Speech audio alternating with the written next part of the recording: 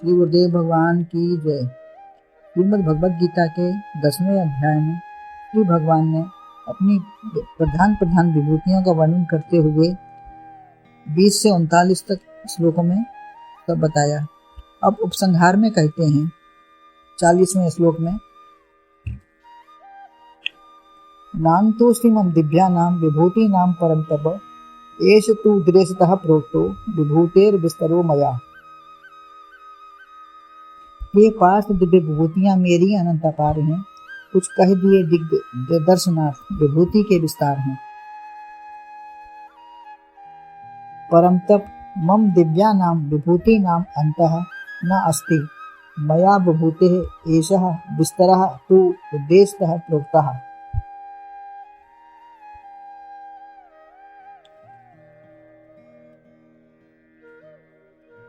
हे अर्जुन, मेरी दिव्य विभूतियों का अंत नहीं है और मेरे द्वारा विभूतियों का विस्तार संक्षेप में एक अंश से कहा गया है। परम तप बाहर भीतर के समस्त शत्रुओं को तपाने वाला है। अर्जुन का जो समस्त शत्रुओं को तपाने वाला शक्तिशाली है, वीर है और काम क्रोध दो मोह को दबाने वाला है। अभी तक शोक था, वह भी निरस्त कर दिया। मेरी विभूतियां दिव्य हैं, अलौकिक हैं। भगवान कहते हैं जो नाम लिए वह तो लौकिक हैं, दिव्य विभूतियां यानी अलौकिक हैं। मेरी जो विभूतियां हैं दिव्य हैं, वो अलौकिक हैं। अभी तक जो बताए हैं नाम लिए हैं वो सब लौकिक हैं। तात्पर्य है कि मैंने नाम तुम्हारी अपेक्षा से लिए हैं। संसार की वस्तुएं हैं लौकिक दृष्टि से, भगवान की दृष्टि विभूतियां कथा सब दिव्य हैं, अलौकिक हैं। हरि अनंत, हरि कथा अनंता। इसमें दिखने वाला सार भाग सब में ही है।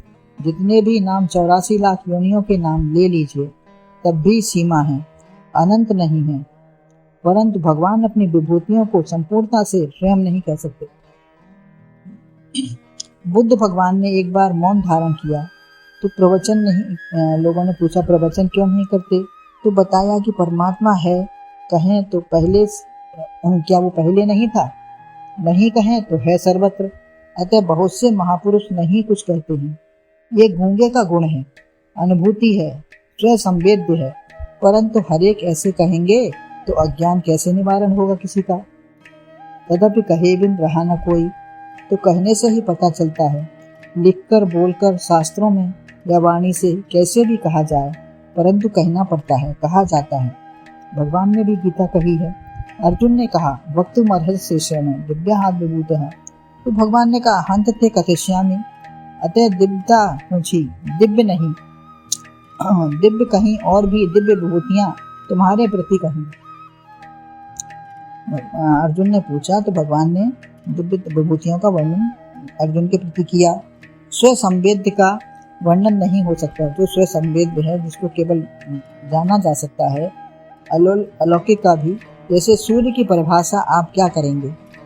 उसके विशेष गुण, किरणें, प्रकाश, उष्णता, ये सब बता दी, लेकिन सूर्य क्या है, कैसा है, कोई बता नहीं सकता।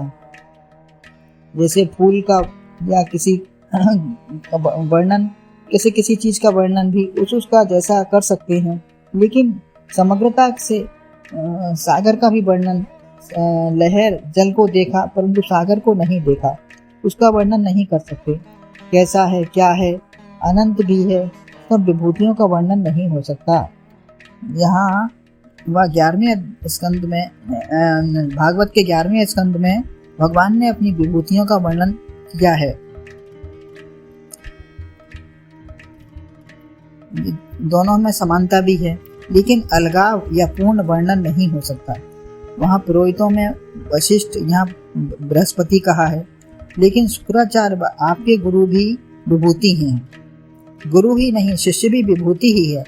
पहले प्रधान, फिर सब भगवान की विभूति हैं। बिना विभूति के कुछ हो ही नहीं सकता। चाहे जल धारा में बूंदों व परमाणु की गणना कर लें, परंतु ब्रह्मांड की विभूतियों का गणना नहीं हो सकती। अतः वाणी से कहने योग्य ही नहीं है। अनंत हैं, दिव्य हैं। कहाँ कहाँ चिंतन पूछा है।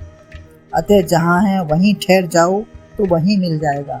आप कहीं कहीं कहाँ कहाँ दौड़ोगे, देखोगे, सुनोगे, समझोगे, लेकिन जहाँ है अगर एक चीज में भी आप ठहर जाएंगे, उसमें बिल्कुल जम जाएंगे तो उस चीज में ही आपको उसका दर्शन अंदर तक जाके हो सकता है, ज्यादा दौड़ भाग में नहीं मिलेगा।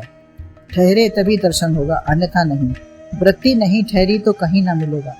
चाहे जितने मंदिर मस्जिद जाओ, जरा सी दूर भी जाना चाहो तो नहीं मिलेगा।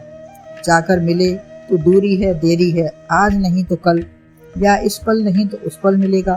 कहीं खोजें जाएं जब कहीं वह अन्यत्र हो। अपने आप को ही जानना है, कुछ भी नहीं करना। बिना अनुभूति के शरीर ही समझोगे।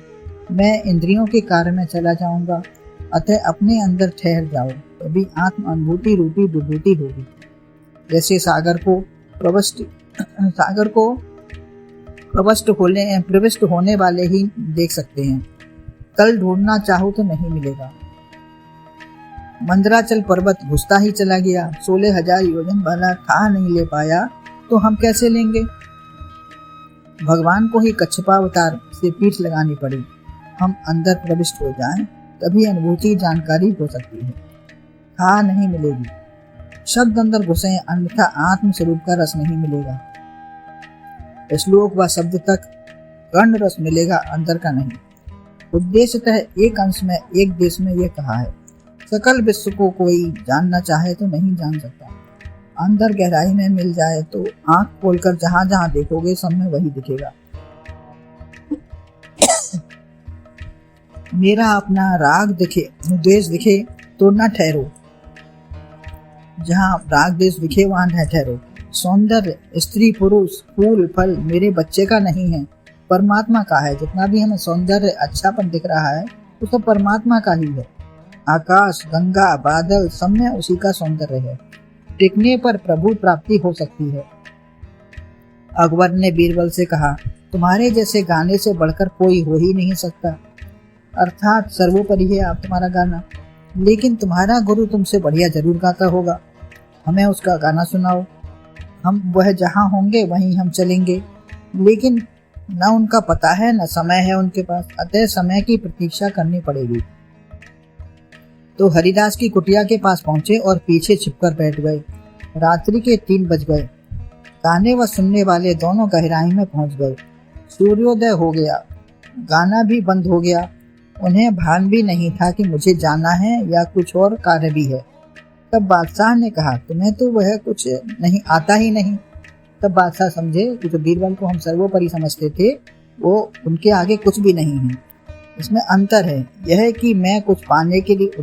तब बीरबल ने बताया कि इसमें यह अंतर है कि मैं जो गाता हूँ वो अब कुछ पाने के लिए गाता हूँ और वो अपनी मस्ती में गाते हैं।